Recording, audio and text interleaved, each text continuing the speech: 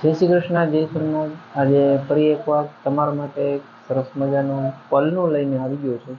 ભાઈ, જન્માષ્ટમી નજીક આવે છે તો તમારે પણ જો પલનું કોઈને ઓર્ડરથી માગવું હોય તો ચોક્કસથી મને કોમેન્ટ કરજો. હું તમારા સ્થળ કે એરિયાએ પહોંચતું કરી દઈશ. તો શરૂઆતની વાત કરીએ તો ઉપર આ રીતની ઢીંગલી આવશે 3.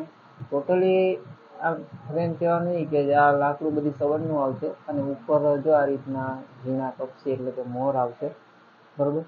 અને જો નીચે જઈએ તો આ રીતની ઘંટડી આવશે.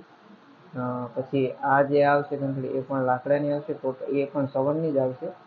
અને જો આખી વાત કરીએ અને આની સાઈઝની વાત કરીએ તો આમ રહેશે 24 ઇંચ અને નીચેથી ઊંચાઈ રહેશે 18 ઇંચ.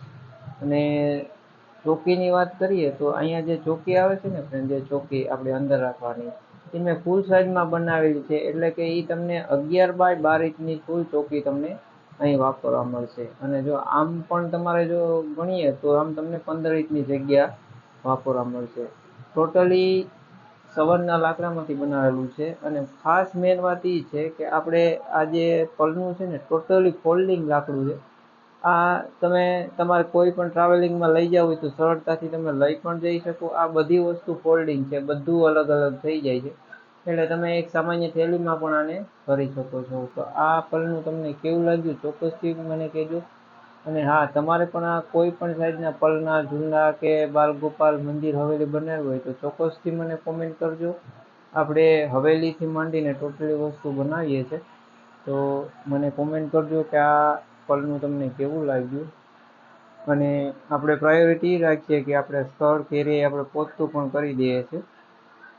તો મને કોમેન્ટ કરીને કહેજો કે આ પલનું તમને કેવું લાગ્યું છે. જોઈ શકો છો તમે.